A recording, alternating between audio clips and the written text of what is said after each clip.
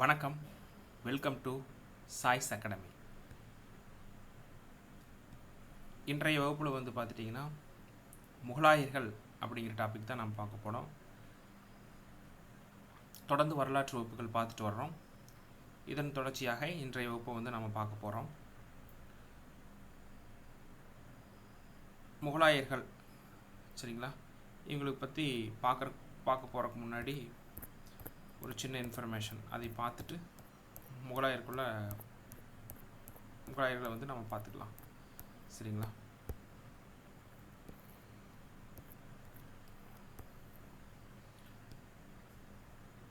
முகலாயர்கள் சரிங்களா, சரிங்களா, இவங்க பார்த்துட்டிங்கன்னா 16ஆம் நூற்றாண்டில் தான் இந்தியாவுக்கே வர்றாங்க. எந்த நூற்றாண்டு? 16ஆம் நூற்றாண்டு. இந்த நூற்றாண்டு பகுதியில் தான் இந்தியாவுக்கே வர்றாங்க. அப்போ மக்கள் தொகை பார்த்துட்டிங்கன்னா 15 கோடி தான் மக்கள் தொகை இருக்குது. சரிங்களா, 15 கோடி தான் மக்கள் தொகை இருக்குது. உங்களுக்கு தெரியும், 15 கோடி மக்கள் தொகை அப்படிங்கும்போது பார்த்திங்கன்னா நிறைய சிற்றரசர்கள் ஆட்சி செஞ்சுட்டு இருந்தாங்க. அந்த மக்கள் தொகையில் நிறைய சிற்றரசர்கள் ஆட்சி செஞ்சுட்டு இருந்தாங்க. அது அப்போ பார்த்துட்டிங்கன்னா நிறைய நாடுகளை கைப்பற்றிக்கலாம். சரிங்களா, ஒரு அரசர் நிறைய நாடுகளை கைப்பற்றிக்கலாம் அப்படின்னு சொல்லிட்டு அந்த முறைகள் தான் இருந்தது. ஒரு படையெடுப்பு வருது அப்படின்னா நிறைய நாடுகள் கைப்பற்றிக்கலாம். ஏன்னா மக்கள் தொகை ரொம்ப கம்மி. சரிங்களா, ஸோ அந்த காலகட்டத்தில் இந்த மாதிரி மக்கள் தொகை இருந்திருக்கு. அப்போ முகலாயர்கள் அப்படிங்கிறது 16ஆம் நூற்றாண்டை சேர்ந்தவர்கள் இந்தியாவுக்கு வர்றாங்க. அப்போ இருந்த மக்கள் தொகை 15 கோடி. சிற்றரசர்கள் ஆட்சி செஞ்சுட்டு இருந்தாங்க. அதனால் ஒவ்வொரு இடங்களில் போருக்கு வரை ஒவ்வொரு இடங்களை கைப்பற்றிட்டு இருந்தாங்க. சரிங்களா, இது முகலாயரில் நம்ம ஃபஸ்ட்டாக பார்க்க வேண்டியது. அடுத்தது பார்த்துட்டிங்கன்னா முகலாயர்கள் பார்த்துட்டிங்கன்னா நம்ம பார்த்துட்டா முகலாய பேரரசனுடைய காலம்.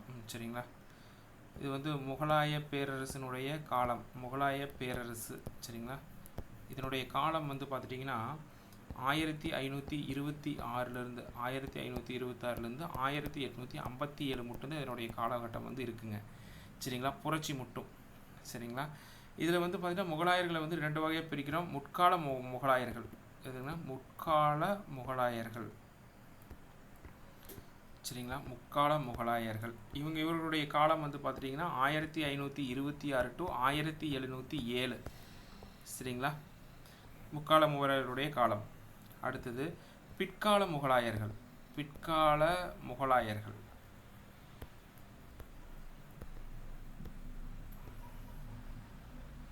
இவர்களுடைய காலம் பார்த்துட்டிங்கன்னா 1707 1857 மட்டும். சரியா, புரட்சி மட்டும் இவருடைய காலகட்டம் இருக்குது. நம்மளுடைய பாடப்பிரிவில் பார்த்துட்டிங்கன்னா முற்கால முகலாயர்கள் தான் கொடுத்துருக்காங்க.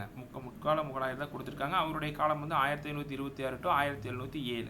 பிற்கால முகலாயர்கள் அவ்வளோ பெரிய முக்கியமான இம்பார்ட்டன்ஸ் எல்லாம் இல்லாதனால, அவங்க பீரியடில் அந்தளவுக்கு ஆட்சி அதிகாரங்கள் முக்கியத்துவம் இல்லாதனால பிற்கால முகலாயர்கள் நம்ம பார்க்க வேண்டியது இல்லைங்க. ஆனால் ஒரு சில விஷயங்கள் முக்கியமானது இருக்குது. அதை மட்டும் நாம் பார்த்துக்கலாம். சரிங்களா, அப்போ முகலாயர்களை 2 வகையாக பிரிச்சிருக்கிறோம். முற்கால முகலாயர்கள், பிற்கால முகலாயர்கள் அப்படின்னு சொல்லி 2 வகையாக பிரிக்கிறோம். இப்போ ஃபஸ்ட்டு பார்த்துட்டிங்கன்னா பிற்கால முகலாயர்கள் வாட் இஸ் வாட் அப்படின்னு மட்டும் பார்த்துக்கலாங்க. சரியா, பிற்கால முகலாயர்கள் இதில் குறிப்பிட்ட பேர் மட்டும்தான் இருக்கிறாங்க. சரியா, பிற்கால முகலாயர்கள் இவருடைய காலம் என்ன அப்படின்னா 1707 1857 புரட்சி மட்டும் இருக்குது. சரிங்களா, ஓகே. இதில் ஃபஸ்ட்டு நாம் பார்த்துட்டிங்கன்னா உங்களுக்கு தெரியும் பிற்கால முகலாயரில் முக்கியமானவர்கள் மட்டும்தான் நான் பார்க்க போகிறோம். சரிங்களா, அதில் ஃபஸ்ட்டு பார்த்துட்டிங்கன்னா ஜஹந்தர் ஷா அப்படின்னு சொல்லிட்டு ஒருத்தர் இருக்கார். ஜஹந்தர் ஷா அப்படின்னு சொல்லிட்டு ஒருத்தர் இருக்கார். ஜஹந்தர் ஷா முற்கால முகல், அதாவது அவுரங்கசீப்புக்கு அப்புறம் பார்த்துட்டிங்கன்னா அதுக்கப்புறம் அவருடைய வழித்தோன்றல்கள் தான் பிற்கால முகலாயர்கள். சரிங்களா, அவர்களில் பார்த்துட்டிங்கன்னா ஒரு முக்கியமான அவர்களுடைய இதில் எந்த விதமான முக்கியமான போர்களோ முக்கியமானது எதுவும் இல்லாதங்காட்டி அவர்களை நம்ம அவ்வளோ தூரம் நம்ம பாடப்பிரிவில் பார்க்க வேண்டியதில்லை. முக்கியமான கருத்துக்களை மட்டும் நம்ம பார்த்தா போதும். சரிங்களா, இதில் ஜஹந்தர் ஷா சரிங்களா, இவர் பார்த்துட்டிங்கன்னா அவுரங்கசீப்பால் விதிக்கப்பட்ட ஜிஸ்யா வரியை பார்த்துட்டிங்கன்னா மீண்டும் கொண்டு வர்றார். அவுரங்கசீப்பால்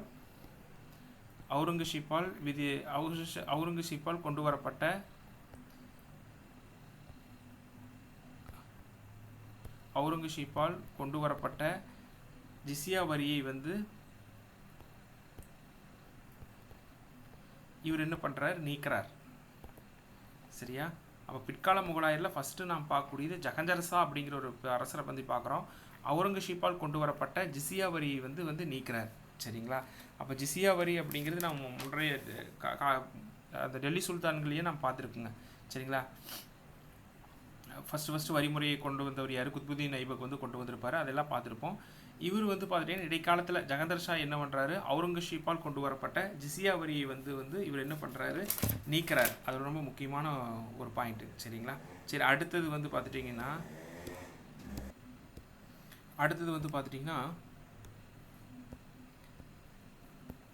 பருக்ஷியார் அப்படின்னு சொல்லிட்டு ஒரு இருப்பாருங்க. பருக்ஷியார் அப்படிங்கிறது நம்ம இதிலேருந்து படிச்சிருப்போம்னா எக்கனாமிக்ஸ் பாடத்தில் வந்து படிச்சிருப்போம். இவர் என்ன பண்ணுறாரு அப்படின்னா, முகலாயர்கள் வந்து பம்பாயில் வந்து நாணயங்களை அச்சடிக்கிறதுக்கு உரிமை வந்து இவர் தான் கொடுக்குறாரு. சரிங்களா.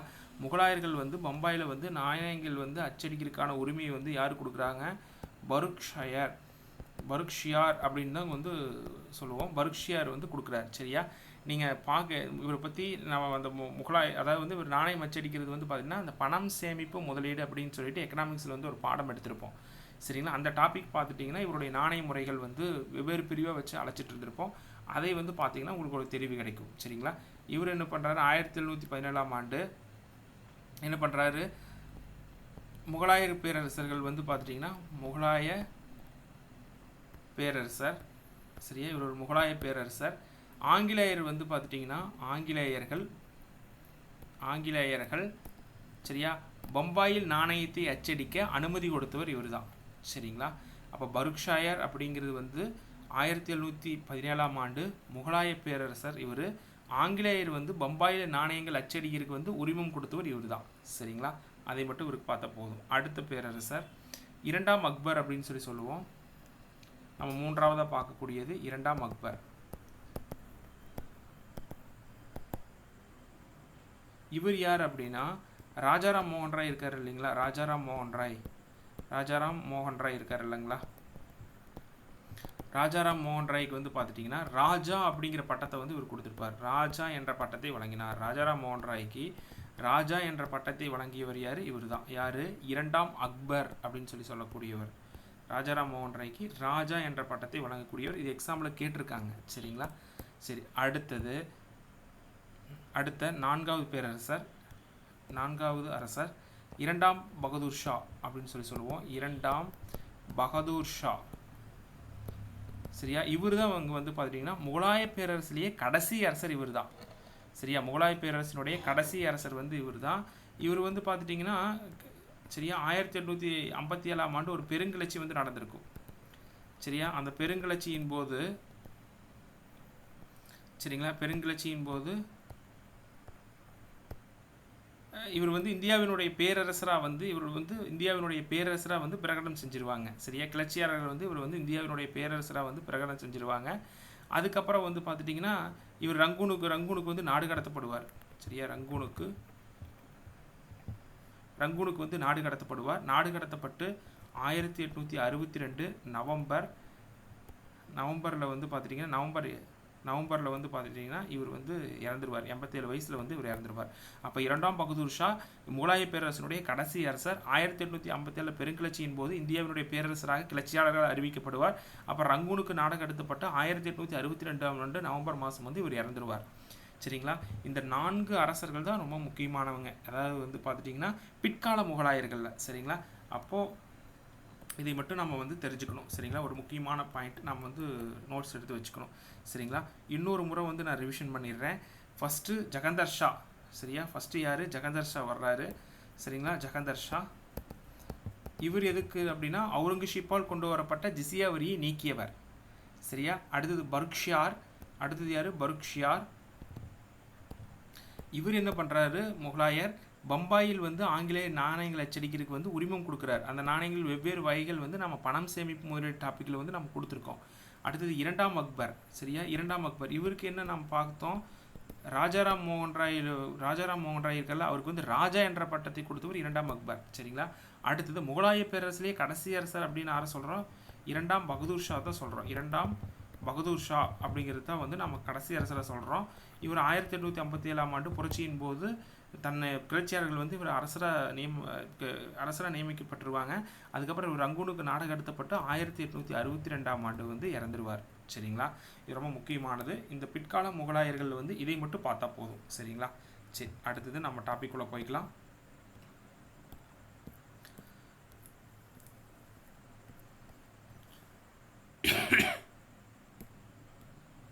சரி, இங்கே வந்து பார்த்தீங்கன்னா இவருடைய காலம். சரிங்களா, நம்ம ஏற்கனவே பார்த்த மாதிரி 1526 டு 1857.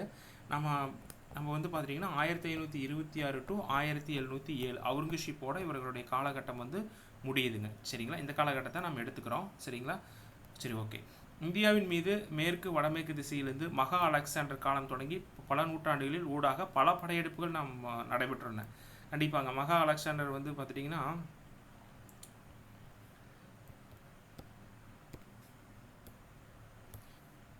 இவர் வந்து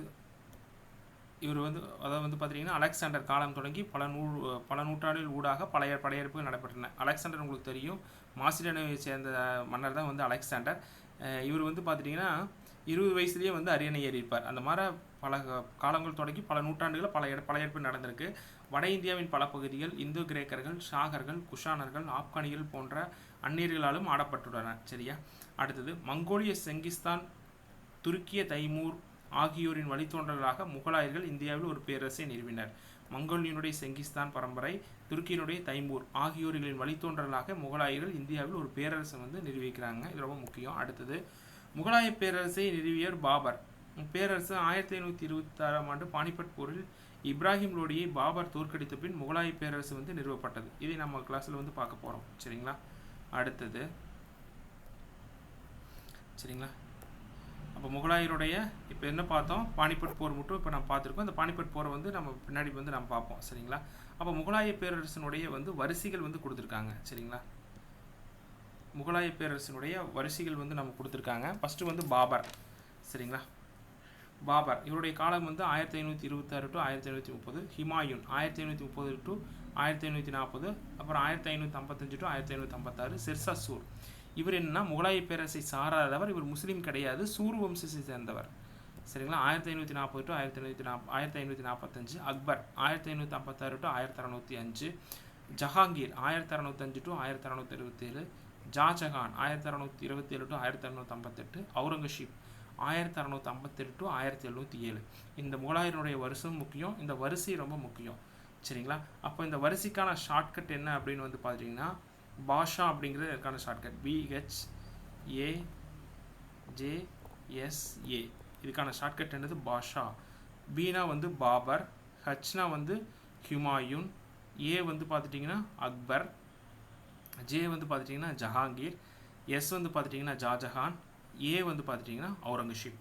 அப்போது முகலாயருடைய வரிசை இயர் ரொம்ப முக்கியம், இதனுடைய வரிசை முக்கியம். பீனா பாபர், ஹச்னா ஹுமாயூன், ஏனா அக்பர், ஜேனா ஜஹாங்கீர், எஸ்னா ஷாஜஹான், ஏனா அவுரங்கசீப். அப்போ இதுக்கான ஷார்ட்கட் என்னது பாஷா அப்படிங்கிறது தான் ஷார்ட்கட். சரியா, நீங்கள் முறையாக எழுதி பார்த்தீங்கனாலே உங்களுக்கு ஞாபகம் வந்துடும். நம்மளுக்கு தெரியல அப்படிங்கிற பட்சத்தில் இந்த ஷார்ட்கட்டை வந்து ஞாபகம் வச்சுக்கலாம். சரிங்களா, சரி, அடுத்தது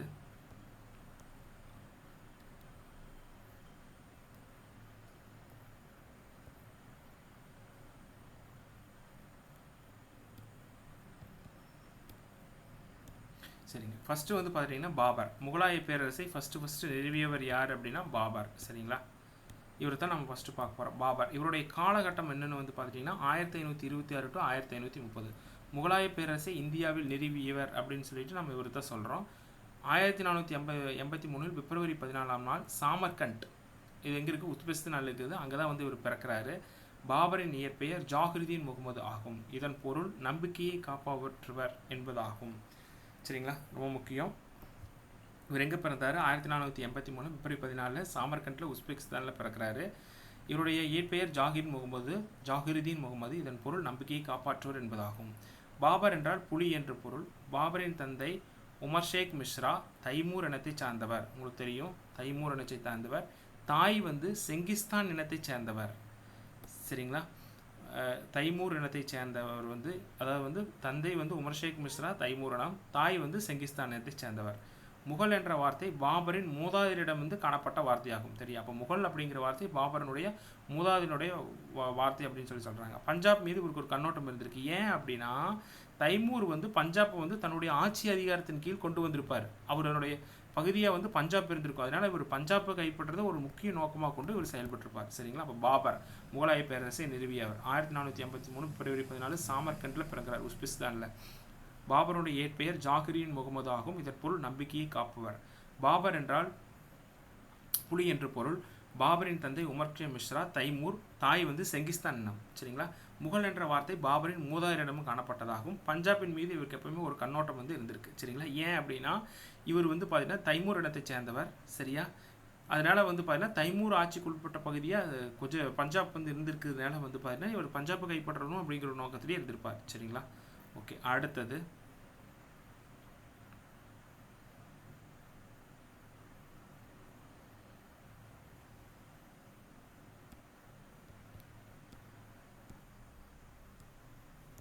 என்ன வந்து பார்த்துட்டிங்கன்னா காபூல் மன்னர் பதவி காலியாக உள்ளது.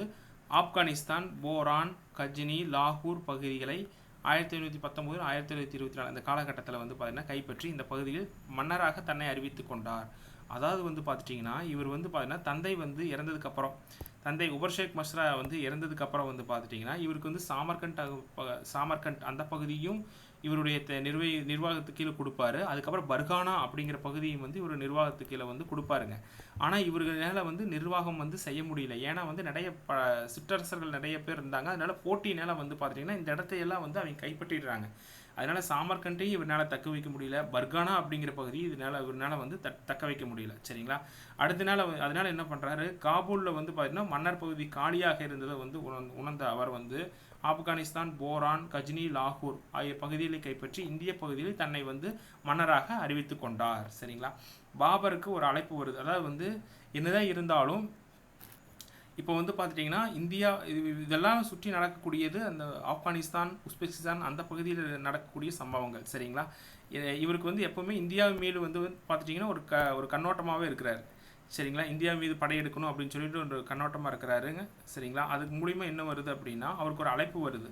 பாபருக்கு ஒரு அழைப்பு வருது. சரிங்க. தௌலத்கான் லோடி, இப்ராஹிம் லோடி மீது மக்கள் வெறுப்பு. சரியா. அது வந்து தௌலத்கான் லோடியிலிருந்து வந்து அழைப்பு வருது. என்ன காரணம் அப்படின்னா இந்தியாவின் மீது படையெடுத்து வரணும், இப்ராஹிம் லோடி மீது மக்கள் வெறுப்பாக இருக்கிறாங்க. சரிங்களா. அதனால் இந்தியாவின் மீது படையெடுத்து வரணும் அப்படின்னு சொல்லிட்டு இருக்குது. இப்போ அவர் வந்து படையெடுத்து வரி ஃபஸ்ட்டு அழைப்பு கொடுக்குறாரு. அடுத்து ராணா சங்கா, இவர் ராஜபுத்திர மன்னர் கூட்டமைப்பு. சரிங்களா. அடுத்து வந்து தௌலத்கான் லோடி பஞ்சாப் பகுதி ஆளுநர், இவங்கெல்லாம் வந்து அழைப்பு வந்து கொடுக்குறாங்க. சரிங்களா. அந்த அழைப்பின் பேரில் வந்து பார்த்தீங்கன்னா இப்ராஹிம் லோடி தன் நாட்டை விரிவுபடுத்த எண்ணினார். ஆப்கானியர் ராஜபுத்திரிடையே கடும் மன உளைச்சலுக்கு ஏற்படுத்தியது. இப்ராஹிம் லோடி வந்து பார்த்தீங்கன்னா உங்களுக்கு தெரியும் டெல்லி சுல்தான்கள் வந்து கடைசி அரசர். சரியா. லோடி வம்சத்தினுடைய கடைசி அரசர் தான் இப்ராஹிம் லோடி. தன் நாட்டை வந்து விரிவுபடுத்துறதுக்கு வந்து என்றாரு. அந்த ஆப்கானியர் ராஜபுத்திரிடையே கடும் மன உளைச்சலை வந்து ஏற்படுத்துது. சரிங்களா. அதுக்கப்புறம் மேவார் ராஜபுத்திர கூட்டமைப்பின் தலைவர் ராணா சங்காவும் இவருக்கு வந்து அழைப்பு வந்து விடுக்கிறார். சரிங்களா. பார்த்தோம் இல்லைங்களா. ராணா சங்கா ராஜபுத்திர மன்னர், இவரும் வந்து அழைப்பு வந்து விடுக்கிறார். சரியா. இந்த அழைப்பின் பேரில் வந்து என்ன பண்ணுறாரு, பாபர் வந்து இந்தியாவுக்குள்ளே வந்து வர்றார். சரியா. பாபர் 1525ஆம் ஆண்டு இந்தியாவுக்குள்ளே வந்து வர்றாரு. யார் அழைப்பு விடுத்தினாங்களோ அவங்களுக்குள்ளே வந்து ஒரு சண்டை வந்து வந்துடுது. யார், பாபருக்கும் தௌலத்கான் லோடிக்கும். முதல்ல அழைச்சார் இல்லைங்களா, அவருக்கும் இவருக்கும் வந்து ஒரு சண்டை வந்துடும். பாபருக்கும் தௌலத்கான் லோடிக்கும் சண்டை வந்து லாகூரில் நடக்குது. வெற்றி வந்து பாபர் அடைஞ்சிடுறார். சரிங்களா. அப்போது நாம் இதில் என்ன பார்த்தோம், பாபர் வந்து பார்த்துட்டிங்கன்னா காபூலில் வந்து தன்னுடைய பகுதி காலியாக இருக்கிறதுனால அந்த மன்னராக வந்து தன்னை அறிவிச்சுக்கிட்டு அந்த பகுதியில் ஆட்சி தொடங்குறாரு. இந்தியாவின் மீது படையெடுக்கணும் அப்படின்னு சொல்லிட்டு அவர் விருப்பம் வந்து இருந்துகிட்டே இருக்குது. இந்தியாவின் மீது படையெடுப்புக்கு ஒரு அழைப்பு வருது. தௌலத்கான் லோடி, இப்ராஹிம் லோடி அழைப்பு வருது. ஏன் அப்படின்னா இப்ராஹிம் லோடி மீது மக்கள் வெறுப்பாக இருக்கிறாங்க. அவர் வந்து தன் நாட்டை விரிவுபடுத்தினால வந்து ஆப்கானி ராஜபுத்திரிடையே கடும் மன உளைச்சல் நேரத்தினால அவர் மேலே வந்து மக்கள் வெறுப்பாக இருக்கிறனால நீங்கள் படையெடுத்து வாங்க அப்படின்னு சொல்லி தௌலத்கான் லோடி கூப்பிட்றாரு. அதே மாதிரி ராஜபுத்திர மன்னர் அவர்களும் வந்து பார்த்தீங்கன்னா ராணா சங்கா அவரும் வந்து இந்தியா மீது படையெடுத்து வாங்க அப்படின்னு சொல்லி அழைப்பு விடுக்கிறாரு. அந்த அழைப்பின் மேலே பாபர் வர்றாரு. ஆனால் பாபர் வர்ற இதுலேயே வந்து என்ன ஆக போகுது, தௌலத்கான் லோடிக்கும் பாபருக்கும் பிரச்சனை ஏற்பட்டுருது. இதில் எங்கே லாகூரில் இதில் வந்து வெற்றி பெற்றது யார், பாபர். சரிங்களா. அடுத்தது இந்தியாவுக்குள் நுழையிற அப்படி சரியா. அதுக்கப்புறம் வந்துட்டு பார்த்தீங்கன்னா இந்தியாவுக்கு நுழைந்து முதல் பானிபட் போர் 1526 ஏப்ரல் 21ஆம் ஆண்டு பாபருக்கும் இப்ராஹிம் லோடிக்கும் நடக்குது. சரியா. அப்போ இந்தியாவுக்குள்ளே வந்துட்டார். வந்து முதல் பானிபட் போரில் யாரை சந்திக்கிறார் அப்படின்னா பாபருக்கும் இப்ராஹிம் லோடிக்கும் நடக்குது. இந்த பானிபட் அப்படிங்கிறது இந்த போர்கள்லாம் நடக்குது இல்லைங்களா, இந்த போர்கள்லாம் வந்து பார்த்துட்டிங்கன்னா அந்த இடத்தினுடைய பேர்லேயே நடக்குது. சரிங்களா. அப்போ பானிபட் அப்படிங்கிறது அது ஒரு இடம், அந்த போரில் அந்த இடத்துல நடக்குது பானிபட் போர் அப்படின்னு சொல்லி சொல்கிறோம். பாபர் டு இப்ராஹிம் லோடி. பாபர்கிட்ட வந்து 12,000 வீரர்கள் இருக்காங்க, இப்ராஹிம் லோடி கிட்ட வந்து 1,00,000 படை வீரர்கள் இருக்கிறாங்க. இருந்தாலும் பாபர் வந்து போர் வியூகங்கள் வகுத்து படைகளை நிறுத்தி வந்து வெற்றி பெறாரு. அதுக்கு முக்கியமான காரணம் ஆர்டிலரி பீரங்கி படை திறம்பட பயன்படுத்தியும் பாபருக்கு வெற்றி காரணமானது. சரிங்களா. அப்போ பீரங்கி படையை வந்து திறம்பட பயன்படுத்துறதுனால பாபர் வந்து இந்த வெற்றியை வந்து பெறாரு. பீரங்கி படையை இந்தியாவுக்கு முதலில் அறிமுகம் செய்தவர் பாபர். சரிங்களா. அடுத்தது 1527ஆம் ஆண்டு கானுவா போர். சரியா. இது வந்து பார்த்தீங்கன்னா பாபரும் ராணா சங்காவுக்கு இடையே நடக்குது. சரியா. இதுலேயும் பாபர் ஜெயிச்சிடுறாரு. அந்த பாபர் ஜெயிச்சு இதில் வந்து காசி பட்டத்தை வந்து சூட்டி கொள்கிறார். யார்? பாபர் வந்து பார்த்துட்டிங்கன்னா தனக்கு வந்து காசி பட்டத்தை வந்து சூட்டி கொள்கிறார். அடுத்து 1528ஆம் ஆண்டு சந்தேரி போர். இவர் வந்து ராஜபுத்திர அரசர் மேதினி ராய் கீழே வந்து நடக்குது. இதுலேயும் வந்து பாபர் வந்து ஜெயிச்சிடுறார். அடுத்தது 1529 காக்ரா போர். சரியா. முகமது லோடி வந்து தோற்கடிக்கிறார். இந்த காக்ரா அப்படிங்கிறது கங்கை நதியினுடைய ஒரு துணையாறு தான் வந்து காக்ரா அப்படின்னு சொல்லி சொல்கிறது. அது வந்து முகமது லோடி வந்து தோற்கடிக்கிறார். சரியா. இந்த போர்கள்லாம் ரொம்ப முக்கியம், எக்ஸாம்பிள் கேட்டிருக்காங்க. 1527 கான்வா போர். அதில் பாபர் ராணா சங்காவை வந்து போட்டியிடுறார். அதில் காசி பட்டத்தை சுற்றி கொள்கிறார். 1528 சந்தேரி போர், மேதினி ராயோட போட்டியிடுறார், அதுலேயும் ஜெயிக்கிறாரு. 1529 காக்ரா போர், முகமது லோடியை வந்து தோற்கடிக்கிறாரு. இது வந்து காக்ரா அப்படிங்கிறது கங்கை நதியோடைய துணையாறு. அப்போ 3 போர்கள். சரியா. அப்போ இது எத்தனை போர்கள் பார்த்துருக்கோம்? முதல் பானிபட் போர் 1526 ஏப்ரல் 21. இது நிறைய எக்ஸாம்பிள் கேட்டிருக்காங்க. அடுத்தது 1527 கான்வா போர், 1528 சந்தேரி போர், 1529 காக்ரா போர். இது ஞாபகம் வச்சுக்கணும். அப்போ டெல்லியில் சிம்மாசனத்தை கைப்பற்றினார். இந்தியாவுக்குள்ளே வந்துட்டார். டெல்லியில் வந்து சிம்மாசனத்தை கைப்பற்றினார். பாபருடைய போர் முறை வந்து துலுக்மா போர் முறை அப்படின்னு சொல்லி சொல்லுவாங்க. இது வந்து கொரில்லா போர் முறை. சரியா. மராத்தியர்கள் பின்பற்றதா கொரில்லா போர் முறை, மறைந்திருந்து தாக்கக்கூடிய போர் முறை. அதுக்கு அடிப்படையானது துலுக்மா போர் முறை அப்படின்னு சொல்லி சொல்கிறாங்க. இந்த போர் முறையை வந்து ஒரு சிறப்பம்சமாக இவர் பயன்படுத்திக்கிறார். சரியா. இவர் எத்தனை ஆண்டுகள் ஆட்சி செஞ்சார்? 5 ஆண்டுகள் தான் வந்து ஆட்சி செஞ்சுருக்கார். எத்தனை ஆண்டுகள் ஆட்சி செஞ்சுருக்காருங்க? இவர் வந்து 5 ஆண்டுகள் ஆட்சி செஞ்சுருக்காரு. சரிங்களா. அடுத்தது பாபர் இறப்பு. ஹுமாயூன் உடல்நலக்குறைவு. அதாவது வந்து பாபருக்கு அப்புறம் அவரோட மகன் யார் இருக்கிறான்னா ஹுமாயூன். சரியா. மொத்தம் 4 சகோதரர்கள் இருக்கிறாங்க. இது மூத்த சகோதரர் ஹுமாயூன். சரியா. உடல்நலக்குறைவு, தன்னுடைய உயிர் நீத்து ஹுமாயூன் உயிர் பெயர் செய்கிறார் அப்படின்னு சொல்லி சொல்கிறாங்க. சரியா. அப்புறம் ஹுமாயூன் வந்து உடல்நலக்குறைவுகள் பாதிக்கப்பட்டதுனால அவருடைய ஒரு சம்பிரதாயம் என்ன பண்ணுறாரு, தன்னுடைய நீத்தம் அப்படின்னா ஒரு உடல்நிலை வந்து சரியாயிரும் அப்படின்னு சொல்லிட்டு தன்னுடைய உயிர் பெற செய்தார் அப்படின்னு சொல்லி ஒரு கதை இருக்குது. சரிங்களா. சரி. அடுத்தது இங்கே பாருங்கள். பாபர் அரேபிய மொழியில் புலமை பெற்றிருந்தார். தன்னுடைய வாழ்க்கை வரலாற்றை சுயசரிதியை துசிகீர் பாபரி சரியா அப்படின்னு சொல்லிட்டு அவருடைய சுயசரிதி நூல். சரிங்களா. துசிகி பாபரி என்ற நூலில் இந்தியா ஒரு வளமிக்க நாடு அப்படின்னு சொல்லி சொல்கிறார். சரியா. பாபருடைய சுயசரிதி துசிகி பாபரி. உழைக்கும் வர்க்கத்தினர் அதிகமான உள்ளனர் என்று சொல்லி இந்த நூலில் வந்து சொல்கிறார், துசிகி பாபரில். சரியா. பாபர் தனது மகன் ஹுமாயூனுக்கு இடர்பாடுகள் நினைந்த பணியை விட்டு செல்கிறார். சரிங்களா. பாபர் வந்து அடுத்தருடைய மகனுக்கு வந்து நிறைய பணிகளை வந்து விட்டு செல்கிறாரு. பாபருக்கு வந்து 4 மகள் இருக்கிறாங்க. ஹுமாயூன், கம்ரான், ஹிண்டால், அஸ்காரி. சரியா. மகள் ஒன்று இருக்காங்க, குல்தான் பேகம். அப்போ இதில் மூத்தவர் யாருன்னா ஹுமாயூன் தான் அடுத்த ஆட்சி பொறுப்பை வந்து ஏற்கிறார். சரிங்களா. அவரை பற்றி நாம் பார்ப்போம். சரிங்களா. அப்போது நாம் இதில் வந்து முக்கியமானது என்ன பார்த்துட்டோம்? பாபர் அவரை பற்றி நம்ம ஃபுல்லாகவே நாம் பார்த்துருப்போம். சரிங்களா. அடுத்தது வந்து பார்த்துட்டிங்கன்னா இவரோட முக்கியமானது என்னென்ன? பாபரில் வந்து பார்த்துட்டிங்கன்னா முகலாய பேரரசு வந்து இந்தியாவில் நிறுவவர். 1453 பிப்ரவரி 14 சாமர்கட் உஸ்பெஸ்தானில் பிறந்திருக்காரு. பாபருடைய இயற்பெயர் வந்து ஜாகிருதீன் முகமது ஆகும். இதன் பொருள் நம்பிக்கையை காப்பாற்றுவர். பாபரின் தந்தை வந்து உமர் ஷேக் மிஸ்ரா தைமூர் இனத்தைச் சேர்ந்தவர். தாய் வந்து செங்கிஸ்தான் இனத்தைச் சேர்ந்தவர். சரிங்களா. இவர் வந்து பஞ்சாப் மீது கண்ணோட்டம் இருக்குது. ஏன்னா தைமூர் வந்து பஞ்சாபினுடைய தைமூர் வந்து பார்த்திங்கன்னா பஞ்சாப் மீது முக்கிய ஒரு பகுதியாக இருந்திருக்கு. சரிங்களா. ஃபஸ்ட்டு இதனுடைய போர்கள். ஃபஸ்ட்டு வந்து பாபர் வந்து தௌலத்கான் லோடி வந்து ஜெயிக்கிறாரு. அப்புறம் முதல் பானிபட் போரில் வந்து இப்ராஹிம் லோடி வந்து ஜெயிச்சு இந்தியாவில் கால் வைக்கிறாரு. அது கனுவா போர், சந்தேரி போர், காக்ரா போர் இப்படின்னு சொல்லிட்டு 3 போர்கள் இருக்குது. இந்த இயர் ரொம்ப முக்கியம். இப்போ பார்த்தோம். அடுத்து வந்து பார்த்தீங்கன்னா பாபருக்கு 4 மகன்கள் இருக்கிறாங்க. இதில் மூத்த மகன் ஹுமாயூன் தான் அடுத்த ஆட்சி பொறுப்பை இருக்கிறார். சரிங்களா.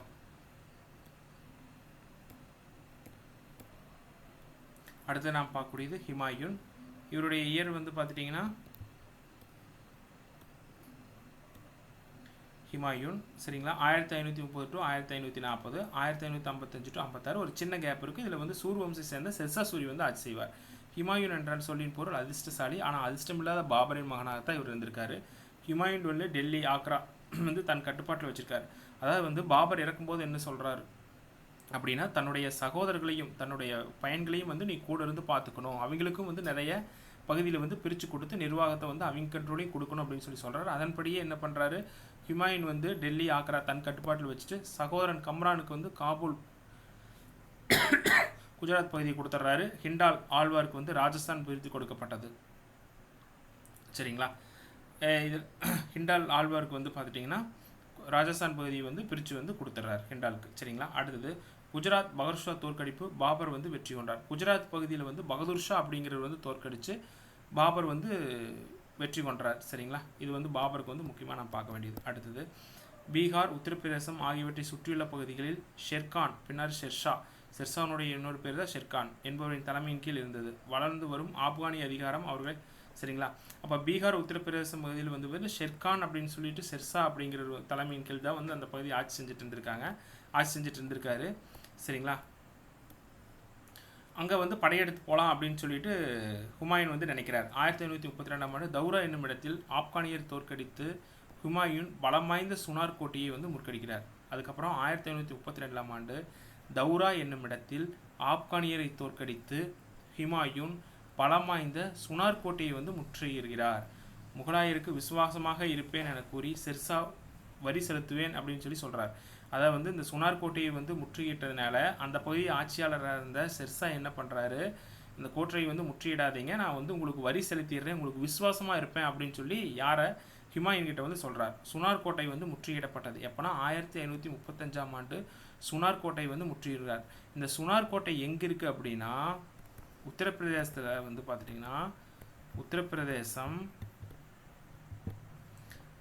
மிர்சாப்பூர் சரிங்களா, மிர்சாப்பூர் மாவட்டத்தில் தான் வந்து ஒரு பாறையில் வந்து இந்த கோட்டை இருக்குங்க. சரிங்களா, அதனால தான் சுனார் கோட்டை அப்படின்னு சொல்லி பேர் வச்சுருக்காங்க. சரிங்களா, சுனார் கோட்டை முற்றுகை வந்து கட்டப்பட்டது. அப்போ சுனார் கோட்டை எங்கே இருக்குது, உத்தரப்பிரதேசத்தில் மிர்சாப்பூர் மாவட்டத்தில் வந்து இருக்குது. சரியா, ஒரு பாறையின் மீது அமைந்த கோட்டை, அதனால் சுனார் கோட்டை அப்படின்னு பேர் வச்சுருக்காங்க.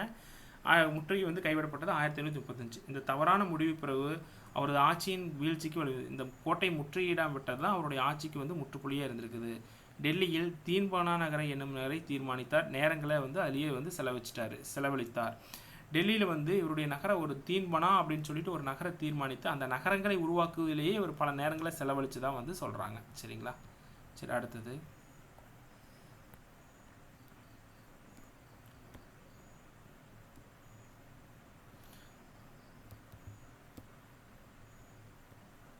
வந்து பார்த்தீங்கன்னா சௌசாப்பூர். சரிங்களா, இது யாராருக்கு இதில் நடக்குது அப்படின்னா ஹுமாயூன் விஸ் ஷெர்ஷா நடக்குது. ஹுமாயூன் வந்து தோற்கடிப்பு, ஷெர்ஷா வந்து வெற்றி பெற்றார். சரியா, அதுக்கப்புறம் வந்து பார்த்துட்டிங்கன்னா ஷெர்ஷா வந்து ஹுமாயூனுக்கு எதிராகவே திரும்பி பல படையெடுப்பு நடத்துகிறாரு. ஹுமாயூன் வந்து ஃபஸ்ட்டு சௌசாய் அப்படிங்கிற இடத்துல வந்து போட்டிடுறாங்க. அதில் ஷெர்ஷா வந்து வெற்றி பெற்றார். அடுத்து கன்னோசி போர், இதுக்கு இன்னொரு போர் தான் பில்கிராம் போர் அப்படின்னு சொல்லி சொல்லுவோம். இதுலேயும் வந்து ஷெர்ஷா வந்து வெற்றி பெற்றார். இந்த 2 போர்களும் எக்ஸாமில் கேட்டிருக்காங்க. சரியா, அதே மாதிரி இவருடைய சகோதரர்களும் வந்து ஹுமாயூனுக்கு வந்து துரோகம் ஏற்பட்டுறாங்க. என்ன காரணம் அப்படின்னா எல்லாருமே வந்து இந்த டெல்லி வந்து தன்னுடைய கட்டுப்பாட்டில் கொண்டு வரணும், பல பகுதியில் இவங்க நிர்வகிச்சிருந்தாலும் டெல்லியில் ஆட்சியாளர் ஆகணும் அப்படின்னு சொல்லி நினைக்கிறாங்க. சரியா, இப்போ இதில் வந்து ஷெர்ஷா வந்து வெற்றி பெற்றார். சரிங்களா, இந்த போரில் தோல்வி அடைஞ்சதுனால ஹுமாயூன் வந்து என்ன பண்ணுறாரு, நாட்டை விட்டு வெளியேறி பாரசீகம் ஈரான் பகுதிக்கு வந்து தப்பிச்சு போயிடுறார். சரியா, ஈரான் மன்னர் வந்து யார் அப்படின்னா ஈரான் மன்னர் ஷா மன்னர் வந்து இவருக்கு உதவி செய்தார். சரியா, அந்த காலகட்டத்தில் திருமணம் நடக்குது ஹுமாயூனுக்கு. அவருடைய மனைவி தான் வந்து மனைவி ஹபிதா பேகம். எப்போ நடக்குன்னா 1542 வந்து திருமணம் நடக்குது. அக்பர் பிறப்பு. சரியா, இவங்க 2 பேருக்கு இடையில வந்து அக்பர் பிறந்துறாரு 1542 அமர்கோட்டை அப்படிங்கிற பகுதியில் வந்து அக்பர் பிறப்பு. சரியா, அதுக்கப்புறம் என்ன பண்ணுறார் அப்படின்னா ஷா மன்னர் உதவியுடன் சரியா மறுபடியும் என்ன பண்ணுறாரு அப்படின்னா காம்ரான் அப்படிங்கிறது வந்து காபூல் காந்தகர் அப்படிங்கிற 2 பகுதியில் வந்து கைப்பற்றார். சரியா, ஆகிய பகுதிகளை வந்து ஹுமாயூன் வந்து கைப்பற்றார். அப்படி 1555ஆம் ஆண்டு டெல்லி ஆக்ராவில் ஆட்சியை பிடித்தார். சரியா, அதுக்கப்புறம் வந்து பார்த்துட்டிங்கன்னா டெல்லி ஆக்ராவில் வந்து ஆட்சியை பிடிச்சிடுறாரு. 1556 வந்து ஹுமாயூன் வந்து மரணம் அடைஞ்சிடுறாரு. நூலக படிக்கட்டில் தடுமாறி விழுந்து வந்து ஹுமாயூன் வந்து மரணம் அடைஞ்சிடுறாரு. அதுக்கப்புறம் ஸ்டேன்பூல் அப்படிங்கிற ஒரு வரலாற்று நிகழ் கூட்டு சொல்கிறாரு, வாழ்க்கை முழுவதும் தடுமாறிய ஹுமாயூன் வாழ்க்கையை விட்டே தடுமாறி விழுந்தார். சரியா, வாழ்க்கையை விட்டே தடுமாறி விழுந்தார் அப்படின்னு சொல்லிட்டு யார் அறிஞர்? வரலாற்று அறிஞர் ஸ்டேன்பூல் அப்படிங்கிறவருடைய கூற்று. சரிங்களா. அடுத்தது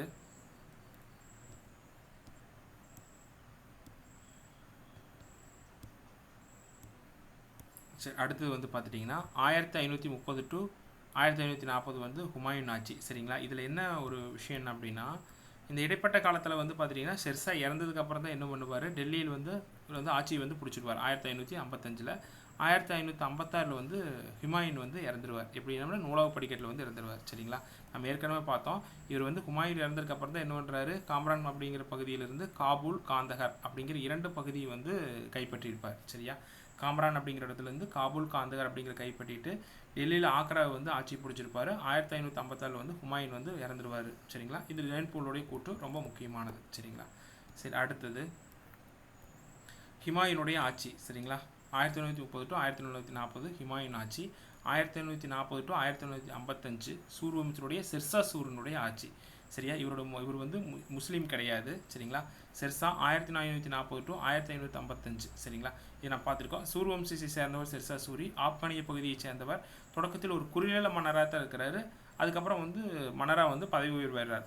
5 ஆண்டுகள் வந்து ஆட்சியில் வந்து இருக்கிறார். சரியா. அடுத்தது இவர் எங்கே பிறக்கிறார்? பிறப்பு வந்து பீகார் சசாரம் அப்படிங்கிற இருக்கிறாரு. ஷெர்ஷா கல்லறை வந்து சசாரத்தில் உள்ளது. இவருடைய இயற்பெயர் வந்து பரீத் அப்படின்னு சொல்லி சொல்கிறாங்க. ஷெர்ஷாவினுடைய இயற்பெயர் பரீத். புலியை கொன்றதால். சரியா, புலியை கொன்றதால். சரிங்களா, இது மாதிரிலாம் புலியை கொன்றதால். சரியா, ஜோன்பூரை ஆட்சி செய்த ஆப்கானிய ஆளுநர் ஷெர்கான் என்ற பட்டத்தை வந்து வழங்கினார். அவர் வந்து அதாவது வந்து புலியை கொண்டதுனால ஜோன்பூரை ஆட்சி செய்த ஆப்கானிய ஆளுநர் வந்து என்ன பண்ணுறாரு, ஷெர்கான் அப்படிங்கிற பட்டத்தை வந்து இவர் கொடுக்குறாரு. அக்பரின் வருவாய்த்துறையினுடைய முன்னோடி அப்படின்னு சொல்லி யாரை சொல்கிறோம்? ஷெர்ஷாவை தான் சொல்கிறோம். பாருங்கள், அக்பரினுடைய வருவாய்த்துறையின் முன்னாடி நிறைய ரோடு சாலைகள் மேம்படுத்தியிருக்கிறாரு. விவசாயத்துறைக்கு நிறைய விவசாயிகளுக்கு நிறைய உதவிகள் செஞ்சுருக்காரு. சரிங்களா. அந்த மாதிரி அக்பரின் வருவாய்த்துறையின் ஒன்று முன்னோடி ஷெர்ஷா அப்படின்னு சொல்லி சொல்கிறோம். இவருடைய பின்பற்றிய வரிமுறைகள் ஜமீன்தாரி முறை, ஜாகீர்தாரி முறை 2 பின்படுத்திக்கிறார்.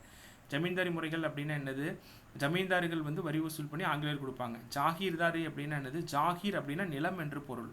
சரியா, ஒரு நிலத்தை வந்து ஜாகீர்தார் அந்த நிர்வகிக்கிறகிட்ட வந்து ஒரு நிலத்தை வந்து கொடுத்துருப்பாங்க ஜாகீர்தார். அந்த நிலத்தை வந்து அவர் வச்சுக்கிட்டு அவர் அது மூலிமா வந்து என்ன பண்ணணும், அவருக்கு வந்து வரி வந்து கட்டணும். சரியா, அந்த நிலத்தை வச்சுட்டு அதில் வரக்கூடிய வருமானத்தின் மூலிமா வரி வந்து கட்டணும். இதை ஜாகீர்தாரி முறை அப்படின்னு சொல்லி சொல்கிறது. சரியா, மொத்த விளைச்சலில் 3/1 பங்கு வரியாக வசூலிக்கப்படுகிறது. யார் காலத்தில்? ஷெர்ஷா காலத்தில். விவசாயத்திற்கு முக்கியத்துவம். விவசாயி அழிந்தால் அரசன் அழிவான். இது ஷெர்வாசனுடைய கூற்று. விவசாயி அழிந்தால் அரசன் அழிவான். இது யார் கூற்று? ஷெர்ஷாவினுடைய கூற்று. இது ரொம்ப முக்கியம். சரியா, அதுக்கப்புறம் வாணிகம் வந்து இவருடைய காலத்தில் வந்து சிறந்து விளங்குச்சு. சரிங்களா. அடுத்தது தங்கம் வெள்ளி தரத்தை நிர்ணயம் செய்தார். தாம் என்றும் வெள்ளி நாணயத்தை வந்து இவர் வெளியிட்டார். தாம் என்ற வெள்ளி நாணயத்தை வந்து இவர் வெளியிட்டார். ரொம்ப முக்கியம். நவீன நாணய முறையின் தந்தை அப்படின்னு சொல்லி இவர் தான் சொல்கிறோம். தாம் என்ற வெள்ளி நாணயம் 1835 வரை பயன்பாட்டில் இருந்திருக்கு. சரியா, இப்போ தாம் என்ற வெள்ளி நாணயம் எப்போ? 1835 பயன்பாட்டில் இருக்குது. ஷெர்ஷா தான் வெளியிட்ட நாணயங்களில் தேவநாகரி எழுத்தில் பொறித்தார். தான் வெளியிட்ட நாணயங்களை எந்த பொறிச்சிருக்காரு? தேவநாகரி வடிவத்தில் வந்து இது வந்து பொறிச்சிருக்காரு. சரிங்களா. அடுத்தது அவருடைய கட்டடக்கலை. ஆதரவற்றோருக்கு கருவூலத்தில் இருந்து பிற உதவிகள் வழங்கினார். டெல்லியில் யமுனா நதியின் கரையில் புராணகிலா என்ற புதிய நகரத்தை தீர்மானித்தார். இது கேட்டிருக்காங்க. புராணகிலா என்ற புதிய நகரத்தை தீர்மானித்தவர் யார்? ஷெர்ஷா. தன்னுடைய கல்லறை பீகாரில் சசாரம் என்ற இடத்தில் கட்டினார். இது ரொம்ப முக்கியம். எங்கே? பீகாரில் சசாரம். சரியா. அடுத்தது ஒற்றற்படை. ஷெர்ஷா ஆட்சி காலத்தில் ஒற்றற்படை திருத்தி அமைக்கப்பட்டது. சரிங்களா. ஒற்றவர்கள் அப்படின்னா அதாவது வந்து அரசருக்கு வந்து பார்த்துட்டிங்கன்னா அரசால் நியமிக்கப்பட்ட மறைமுக தூதுவர்கள். பேரரசின் அனைத்து பகுதிகளிலும் ஒற்றர்களை நியமித்தார். ஒற்றர்கள் மூலம் அனைத்து செய்திகளும் அரசருக்கு முறையாக தெரிவிக்கப்பட்டது. சரிங்களா. அடுத்தது ஷெர்ஷானுடைய காலகட்டத்தில் சாலைகள். வாணிகத்தையும் வர்த்தகத்தையும் மேம்படுத்தும் பொருட்டு உறுதியான சாலை முறையை ஷெர்ஷா பராமரித்தார். பழைய சாலைகள் புதுக்கப்பட்டு புதிய சாலைகள் போடப்பட்டன. சரிங்களா. அடுத்து 4 முக்கிய சாலைகள் அவருடைய காலகட்டத்தில் போடப்பட்டது. 1 சிந்து முதல் சோனார்கான் வரை, 2 ஆக்ரா முதல் பர்காம்பூர் வரை, 3 ஜோத்பூர் முதல் சித்தூர் வரை, 4 ஆக்ரா முதல் முல்தான் வரை. அப்போ 4 சாலைகள் அவர் காலத்தில் வந்து முக்கியமான. இப்போ பாருங்கள், சாலைகள் வசதி ஏற்படுத்துறதுக்கும் ரொம்ப முக்கியத்துவம் கொடுத்துருக்காரு. அப்போ வேளாண்மைக்கு இவர் வந்து முக்கியத்துவம் கொடுத்துருக்காரு. சரியா? விவசாயம் அடைந்தால் அரசன் சீர்குலைவான் அப்படின்னா பார்த்துக்குங்க. அவர் எல்லா இதுக்கும் முக்கியத்துவம் கொடுத்துருக்காரு. நுழைவு வரி, விற்பனை வரி ஆகியவை மட்டுமே வசூலிக்கப்பட்டன. வணிகர்கள் தங்கவும் உணவு அருந்தவும் அனைத்து சாலைகளும் சராய் எனப்படும் சத்திரங்கள் அமைக்கப்பட்டன. இது ரொம்ப முக்கியம். வணிகர்கள் தங்கவும் உணவு அருந்தவும் அனைத்து சாலைகளிலும் சராய் எனப்படும் சத்திரங்கள் வந்து கொடுத்துருக்காங்க. சரிங்களா? ரொம்ப முக்கியம். சரிங்களா? அடுத்தது நீதி நிர்வாகம். சிர்சா சட்டத்தின் முன் அனைவரும் சமம் என்ற கருத்தை கொண்டிருந்தார். சிர்சாவுக்கு நீதி நிர்வாகத்தில் உதவியாக இருந்தவர் தலைமை காசி ஆகும். சரிங்களா? ரொம்ப முக்கியம். சிர்சாவுக்கு நீதி நிர்வாகத்தில் உதவியாக இருந்தவர் தலைமை காசி. இராணுவ நிர்வாகம். சிர்சா அலாவுதீன் கில்ஜி பின்பற்றிய இராணுவ முறையை வந்து பின்பற்றினார். சரியா? அலாவுதீன் கில்ஜி தான் நம்ம என்ன சொல்கிறோம், இந்தியாவினுடைய அலெக்சாண்டர் அப்படின்னு சொல்லி யாரை சொல்கிறோம், அலாவுதீன் கில்ஜி. இப்போ சிர்சா அலாவுதீன் கில்ஜி பின்பற்றிய இராணுவ முறையை வந்து பின்பற்றியிருக்கிறாரு. சிர்சாவின் இராணுவம் காலாட்படை, குதிரைப்படை, பீரங்கிப்படை, யானைப்படை ஆகியவற்றை வந்து கொண்டிருந்தது. அலாவுதீன் கில்ஜியின் குதிரைகளுக்கு சூடு போடுதல் முறையை தான் தாக் முறை அப்படின்னு சொல்லி சொல்கிறோம். அதை வந்து சிர்சா பின்பற்றியிருக்கிறார். சரியா? அடுத்தது காலாட்படை வீரர்கள் பதிவேட்டை வந்து பயன்படுத்தியிருக்கார். சரியா? அது ரொம்ப முக்கியம். அலாவுதீன் கில்ஜியின் குதிரைகளுக்கு சூடு போடுதல் முறையான தாக் முறையை வந்து இவர் வந்து சிர்சா வந்து பின்பற்றியிருக்கிறார். சரிங்களா? அடுத்தது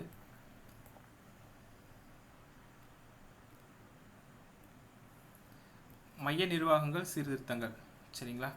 அமைச்சரவை குழு 4 அமைச்சர்கள் வந்து சிர்சா காலத்தில் வந்து இருந்திருக்கு. திவானி விசாரத் வரவு மற்றும் நிதி நிர்வாகம்.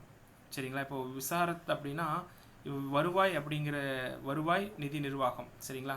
இப்போ விசாரத் அப்படின்னா இப்போ வருவாய் நிதி நிர்வாகத்துல ஒரு அப்பாயின்ட் பண்ணுறோம் அப்படின்னா அவங்களை பற்றி கண்டிப்பாக விசாரத் தெரிஞ்சிருக்கணும், விசாரணை.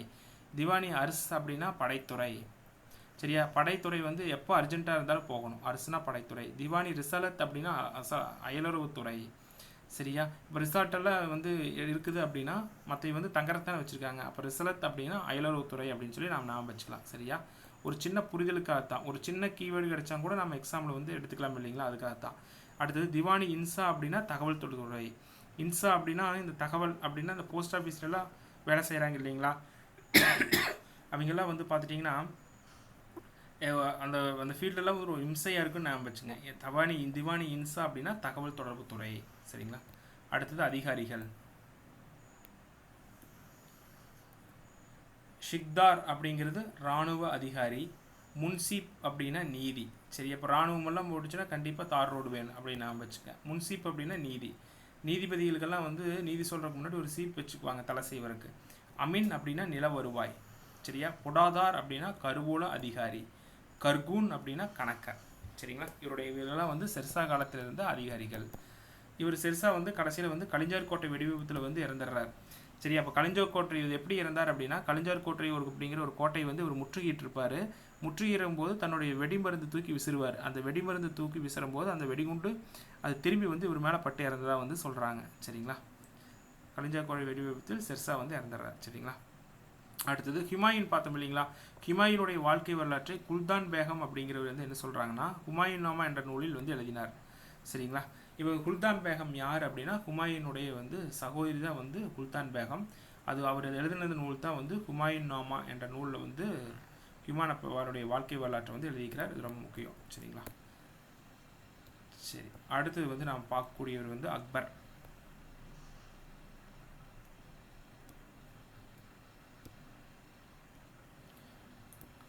சரிங்களா?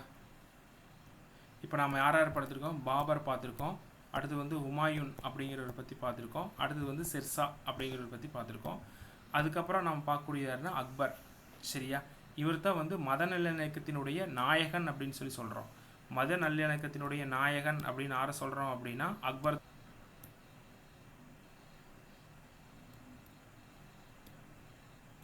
சரிங்களா? மத நல்லிணக்கத்தினுடைய நாயகன் அப்படின்னு யாரை சொல்கிறோம்? அக்பரை சொல்கிறோம். இவருடைய காலம் 1556 to 1605. சரிங்களா? அக்பர் எங்கே பிறக்கிறாரு? 1542ஆம் ஆண்டு அமர்கோட்டில் வந்து பிறக்கிறார். பாபர், அப்புறம் ஹுமாயூனுக்கு அப்புறம் வந்து பிறந்தவர் யார்? அக்பர். அந்த இடைப்பட்ட காலத்தில் வந்து சூர் வம்சத்தை சேர்ந்த முஸ்லீம் அல்லாத சிர்சா சூரி ஆட்சியில் வர்றார்.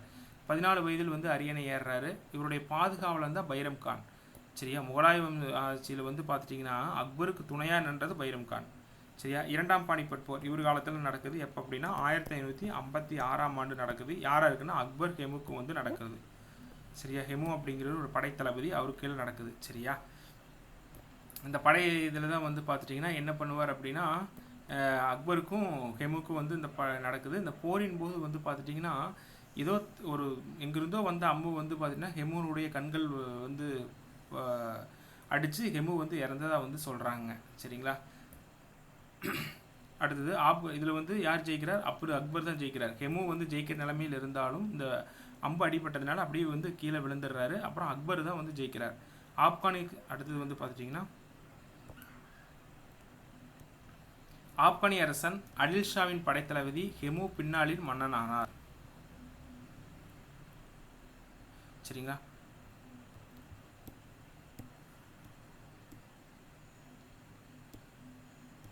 பாருங்க, ஆப்கானிய அரசன் அடில்ஷாவின் படைத்தளபதி ஹெமு பின்னாளில் மன்னனானார். சரியா. இப்போ ஆப்கானிய அரசன் அடில்ஷாவினுடைய படைத்தலைவி தான் ஹெமு. அவரு தான் வந்து பார்த்துட்டிங்கன்னா இவருடைய போரில் வந்து கலங்குறார், இரண்டாம் பானிபட் போரில். சரியா. அதுக்கப்புறம் தான் இவர் மன்னராக பதவி ஏற்கிறார். சரியா. ஹெமுக்கு சாதகமாக போர் சென்று இருந்து கொண்டிருப்போது அவருடைய கண்ணில் அம்பு பாய்ந்து மயக்கமுற்று அக்பர் வெற்றி பெற்றார். அக்பர் பாதுகாவலர் பைரம் கான் மெக்கா யாத்திரை செல்லும் வழியில் ஆப்கானியரால் கொல்லப்பட்டார். சரியா. அதாவது வந்து மறுபடியும் முகலாயர் ஆட்சி நிறுவருக்கே வந்து பைரம் கான் தான் வந்து காரணமாக இருக்கிறாரு. இவர் வந்து பார்த்துட்டிங்கன்னா பைரம் கான் வந்து பார்த்துட்டிங்கன்னா கடைசி காலத்தில் வந்து ஆப்கானியர்களை வந்து பார்த்துட்டிங்கன்னா மெக்காவுக்கு இவர் வந்து புனித பயணம் போயிட்டு வாங்கன்னு சொல்லி அக்பர் சொல்லிடுவார். புனித பயணம் போகும்போது என்ன பண்ணுறாரு, ஆப்கானியர்களில் வந்து இவர் வந்து என்ன பண்ணுறாரு, கொல்லப்படுறார். சரிங்களா. அடுத்தது பைரம் கானின் மகன் அப்துல் ரஹீம் அவர்களுக்கு கான் இ கனான் என்ற பட்டம் அக்பரால் கொடுக்கப்பட்டது. அப்போ பைரம் கானுக்கு வந்து மகன் இருக்கிறாரு. இவர் பைரம் கான் வந்து ஏன் மெக்காவுக்கு போகிறார் அப்படின்னா அக்பர்கிட்ட வந்து நிறைய சிற்றரசர்கள் வந்து புகார் சொல்லிடுவாங்க. இந்த மாதிரி வந்து ஜாதி பிரிவெல்லாம் வந்து பைரம் கான் வந்து பார்க்குறாரு படை வீரர்கிட்ட அப்படின்னு சொல்லிடுவார். அதனால் வந்து நீங்கள் மெக்காவுக்கு போயிட்டு வாங்க அப்படின்னு சொல்லிட்டு, ஏன்னா பைரம் கான் வந்து இவர் எதுக்கும் முடியாது, அவர் வந்து எந்த விதமான இதுலேயும் வந்து அவர் தடை செய்ய முடியாது. அதனால் என்ன பண்ணிடுறார், மெக்கா யாத்திரைக்கு போயிட்டோன்னு சொல்லிடுவாங்க. அதனால் வந்து அந்த இதில் வந்து ஆப்கானியில் வந்து கொல்லப்பட்டார். சரியா. பைரம் கானுடைய மகன் தான் அப்துல் ரஹீம். அவருக்கு கான் இ கனான் அப்படிங்கிற பட்டத்தை வந்து அக்பர் வந்து கொடுக்குறாரு. அடுத்தது அப்துல் ரஹீம் தான் பாபருடைய சுயசரிதையை பாரசீக மொழியில் மொழிபெயர்த்தார். சரியா. இந்த அப்துல் ரஹீம் இருக்கிறார் இல்லையா, இந்த அப்துல் ரஹீம் தான் பாபருடைய சுயசரிதையை வந்து பாரசீக மொழிபெயர் வந்து மொழிபெயர்த்தவர். சரிங்களா. அடுத்தது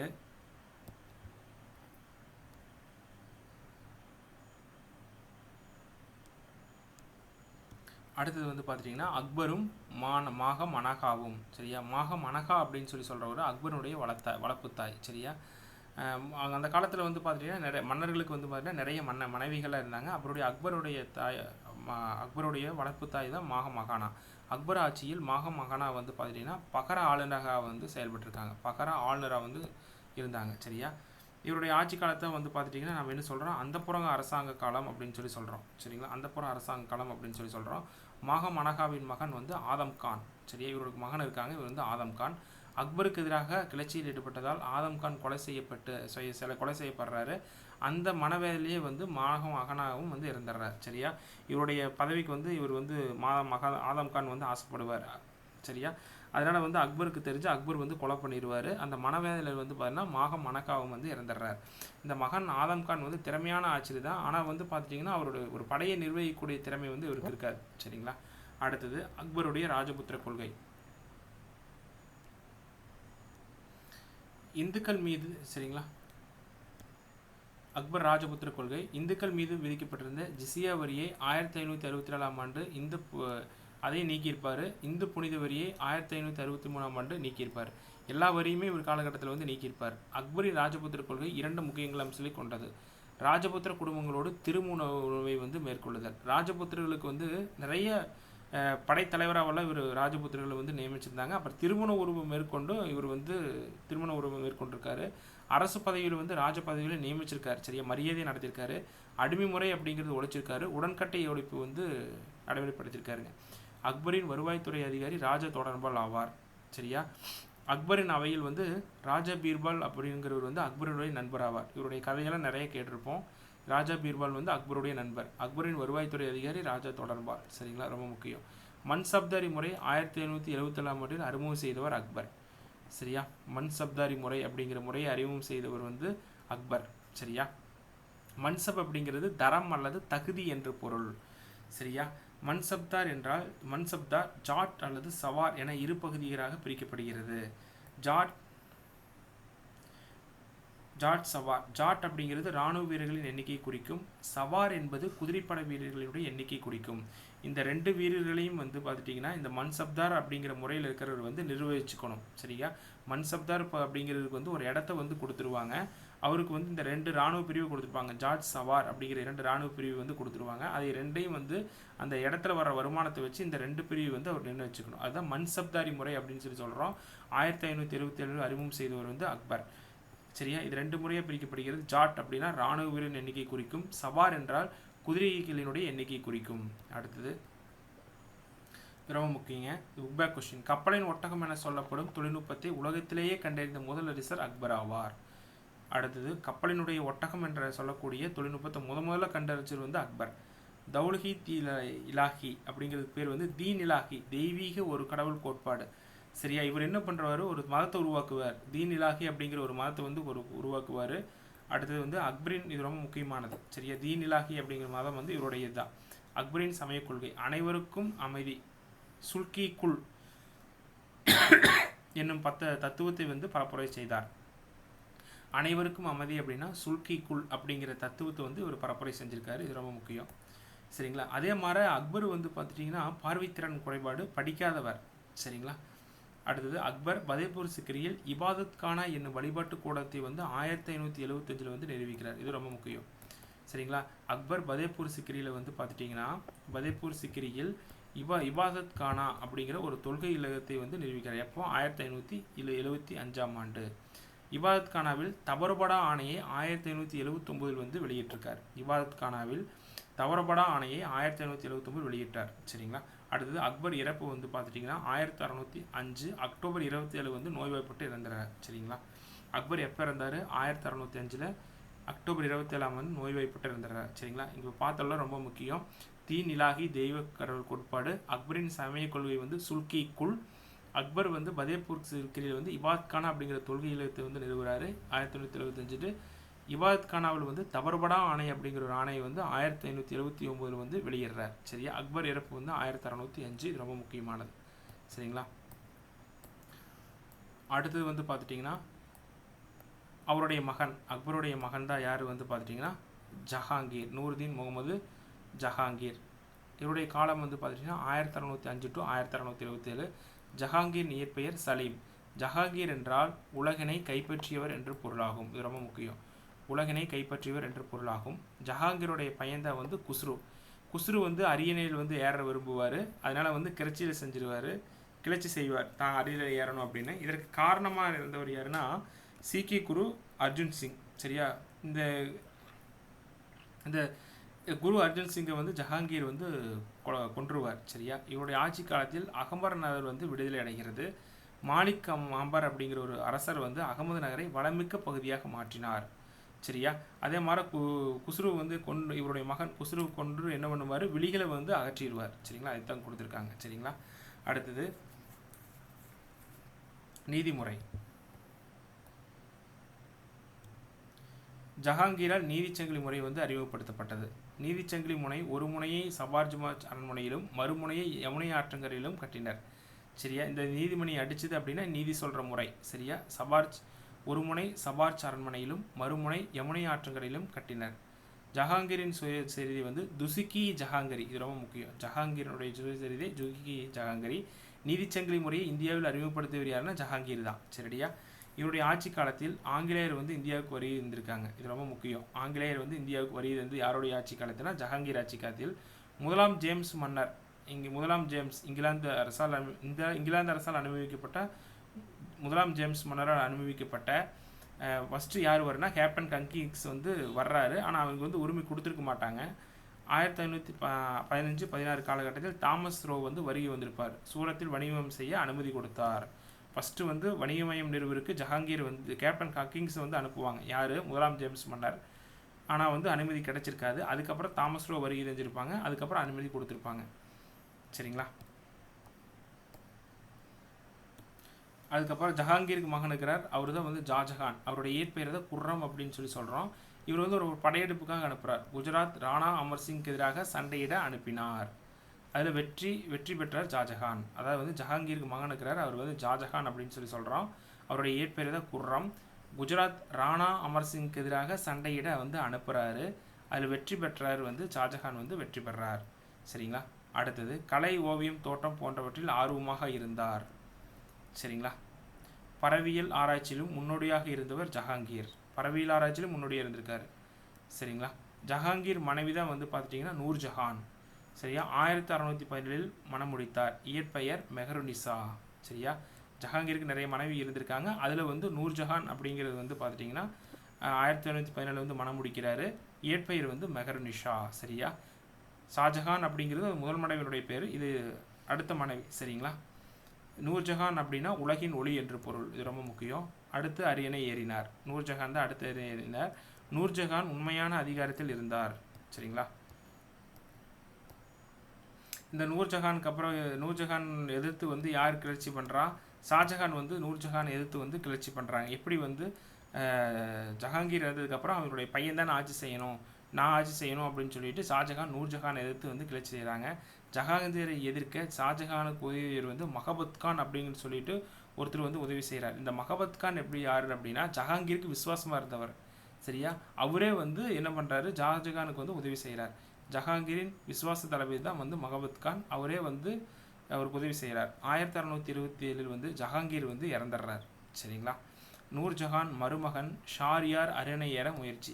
ஜஹாங்கீர் இறந்ததுக்கப்புறம் நூர்ஜஹான் இருக்கிறாங்க இல்லையா, அவர் வந்து என்ன பண்ணுறாங்க, அவருடைய மருமகன் நூர்ஜஹானுக்கு ஒரு பொண்ணு இருக்குது, அவருடைய மருமகன் யார், ஷாரியா வந்து அரியணை ஏறுறதுக்கு வந்து முயற்சி செய்கிறாங்க. ஷாஜஹான் அரியணையில் ஏற உதவியவர் ஆசப் கான். சரியா. அப்புறம் மறுபடியும் இந்த அரியணை ஏற அவருடைய மருமகன் முயற்சி செய்கிறாங்க. ஆனால் அரியணையில் வந்து ஷாஜஹான் ஏறக்கு உதவி செய்யவர் ஆசப் கான். இந்த யாசப் கான் யார் அப்படின்னா இந்த நூர்ஜஹான் இருக்காங்க இல்லையா, இந்த நூர்ஜஹானுடைய சகோதரர் தான் வந்து ஆசப் கான். சரியா. அப்போ ஆசப் கானுடைய ஆட்சி ஆசப் கான் வந்து நூர்ஜஹானுடைய சகோதரர். சரியா. அதுக்கப்புறம் ஷாஜஹானுடைய ஆட்சி வந்து அடுத்ததாக வந்து தொடங்குது. சரிங்களா. அடுத்த இதில் வந்து பார்த்துட்டிங்கன்னா ஷாஜஹானுடைய ஆட்சி வந்து இரண்டாம் பாகத்தில் வந்து ஷாஜஹான் அப்புறம் அவுரங்கசீப், அதுக்கப்புறம் வந்து பார்த்திங்கன்னா முகலாயனுடைய சமூக பொருளாதாரம், இதெல்லாம் வந்து அடுத்த இதில் வந்து நம்ம பார்க்கலாம். சரிங்களா. மீண்டும் ஒரு முறை வந்து பார்த்துட்டிங்கன்னா ஒரு ரிவிஷன் பண்ணிடலாம். சரிங்களா.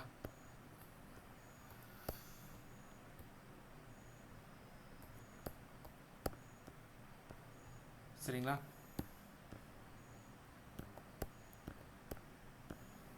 சிஸ்டம் மட்டும் ஏற்கனவே நம்ம ரிவிஷன் பண்ணியிருக்கோம். அடுத்து வந்து பார்த்துட்டிங்கன்னா நம்மளுக்கு வந்து அக்பர். சரிங்களா. அக்பர்லேருந்து பார்த்துருவோம். அக்பர் சரி அமர்கோட்டில் வந்து பிறந்திருக்காரு. அக்பர் அப்படின்னா இரண்டாம் பானிபட் போர் ரொம்ப முக்கியம். சரியா. அக்பருடைய பாதுகாவலர் வந்து பைரம் கான். அக்பருடைய வளர்ப்பு தாய் தான் மானமகானா. சரியா. அவர் மகன் வந்து ஆதம் கான் பதவி ஏற்க நினைக்கிறாரு. அவர் கிளர்ச்சியில் ஈடுபட்டு அவர் இறந்துடுறாரு. அக்பருடைய ராஜபத்திர கொள்கை திருமண உறவு மூலம் வந்து வலுப்படுத்தி கொள்கிறாரு. மன்சப்தாரி முறையை அறிமுகப்படுத்தியவர் வந்து அக்பர். ஜார்ஜ் சவார் அப்படின்னு சொல்லிட்டு 2 வகையை வந்து அதை பிரிக்கிறாரு. அக்பர் இறப்பு வந்து இவாத் கானாவில் வந்து ஒரு தொல்கை இலகம் வந்து அமைக்கிறார் 1775. இவாத் கானாவில் வந்து தவறுபட ஆணையை 1779 வந்து வெளியிடுறாரு. இவருடைய கோட்பாடு தீன் இலாகி, தெய்வீக ஒரு கோட்பாடு, சுல்கி குல்க் அப்படின்னு சொல்லி சொல்கிறோம். மத நல்லிக்கினுடைய நாயகன் அப்படின்னு சொல்லி சொல்கிறோம். அடுத்தது ஜஹாங்கீர், இவருடைய பெயர் சலீம், உலகை கைப்பற்றியவர் அப்படின்னு சொல்லி சொல்கிறோம். இவருடைய பையன் தான் வந்து குஸ்ரு, 5வது சீக்கிய குரு அப்படின்னு சொல்லி சொல்கிறோம். 5வது சீக்கிய குரு வந்து பார்த்துட்டிங்கன்னா இவர் ஜஹாங்கீர் எதுக்கு வந்து குஸ்ருவுக்கு உதவி செய்கிறார், அவர் வந்து கொல்லப்படுறார். குரு அர்ஜுன் சிங் வந்து ஜஹாங்கீரால் கொல்லப்படுறார். சரிங்களா. நீதிச்சங்கிலி முறை அறிமுகப்படுத்தியவர் ஜஹாங்கீர். ஜஹாங்கீருடைய சுயசரிதை ஜுசுகி சஹாங்கீர் அப்படின்னு சொல்லி சொல்கிறோம். இவருடைய ஆட்சி காலத்தில் தான் ஆங்கிலேயர் வருகிறாங்க, முக்கியம். அது அவருடைய மனைவி வர்றாங்க, உலகின் ஒளி அப்படின்னு சொல்லி சொல்கிறோம். அவங்க தான் நூர்ஜஹான். சரிங்களா. நூர்ஜஹானுக்கு எதிராக கிளர்ச்சி செய்தவர் யார், ஷாஜஹான் கிளர்ச்சி செய்கிறாரு. அது கிளர்ச்சிக்கு உதவுவர் யாருன்னா மஹபத் கான். இவர் யாருன்னா ஜஹாங்கீருடைய படைத்தளபதியாக இருந்திருப்பார். சரிங்களா. அதுக்கப்புறம் நூர்ஜஹான் வந்து மருமகன் வந்து அரியணை ஏறணும் அப்படின்னு சொல்லி நினைக்கிறாங்க.